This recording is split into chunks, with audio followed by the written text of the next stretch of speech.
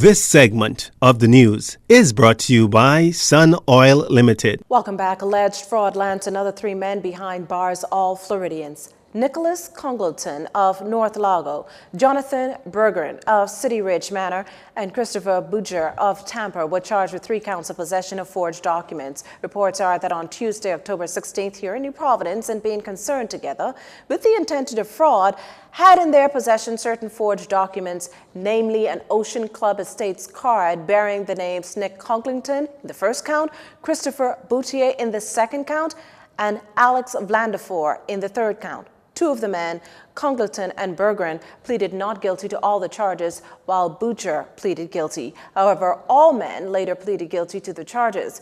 Earlier, Congleton pleaded guilty to possession of 1 gram of cocaine. He was fined $500 or 6 months imprisonment. The men were remanded to the Bahamas Department of Corrections until November 5th. They can apply to the Supreme Court for bail.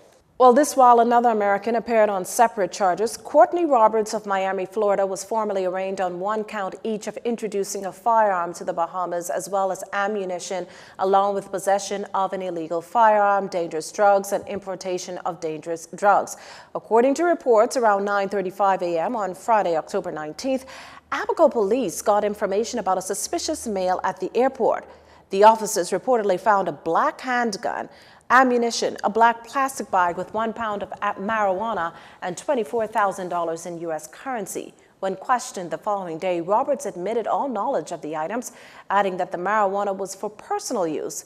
His attorney, Brandon LaFleur, told Magistrate Cara Turnquest his client owns his gun legally in the U.S. and was unaware of the ramifications for gun trafficking laws here in the Bahamas, as it is legal in almost all U.S. states. Now, in light of this, he asks that the court be mindful and exercise leniency. He also pointed out that considering his client did not waste the court's time and has no previous convictions, Roberts be returned to the U.S. As for the money found, LaFleur told the court it was raised for his client's cousin's surgery.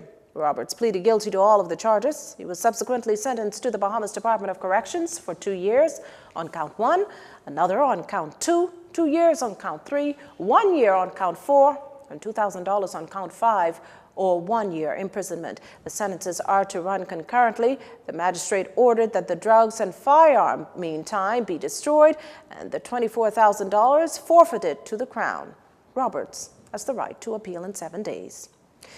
The recent lull in murders ends with a double shooting that kills 1 man and leaves another fighting in hospital. Investigators have so far determined that the victims had just arrived at a Dorset Alley West Street home just before 10 last night when a gunman showed up and opened fire before running off. Emergency personnel were called to the scene. However, 1 of the men died on the scene. The other was taken to hospital, where at last report he was listed in serious condition. Authorities also sharing details of a freak accident over in Inagua. We're told a vessel was attempting to dock at Morton Salt Company after 7 Sunday morning when a male crew member became entangled in the rope on the boat and was seriously injured. He was taken to the local community clinic, where he was pronounced dead. Meantime, another teenage girl marked as missing, 14-year-old Jania Evans, was last seen yesterday. Police say the Lady Slipper Avenue Garden Hills resident is slim and dark-skinned.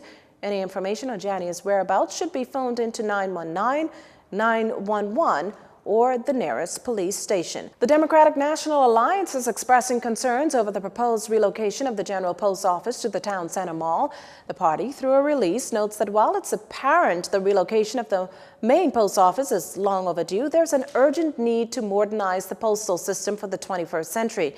But unfortunately, here's another ad hoc and temporary solution with a 5-year commitment. The government proposes to lease 56,000 square feet in the Town Center Mall at $12 per square foot for 5 years. According to the DNA, that's a minimum of approximately $3.4 million during that period.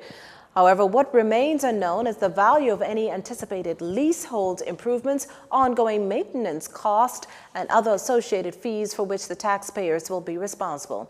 In the absence of all the details, the party questions whether this is the best deal for Bahamians and how construction or renovation cost of other properties identified compared to the amount of funds the government will use to finalize the deal with owners of the Town Center Mall.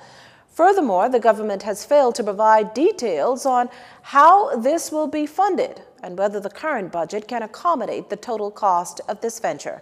The DNA also believes the process for the new location leaves much to be desired. The government is expected to reveal more details about the relocation of the East Hill Street Post Office when debate on a resolution in this regard opens in the House of Assembly on Wednesday. A shift for a veteran in the public health care system as another moves off the scene. After serving 15 years in a managerial capacity at the Princess Margaret Hospital, Mary Walker will bid farewell to PMH and assume the role of administrator at Sandilands Rehabilitation Center. Mrs. Walker steps in the shoes of Ruth Albury, who caps off 46 years of public service with pre-retirement leave this month. As indicated, her successor is no stranger to the healthcare system. Mrs. Walker began her career as a registered nurse in 1980 and has served as staff nurse, nursing officer, infection control assistant manager, and environmental safety manager until her appointment as PMH hospital administrator in 2013. The Public Hospitals Authority extends best wishes to both.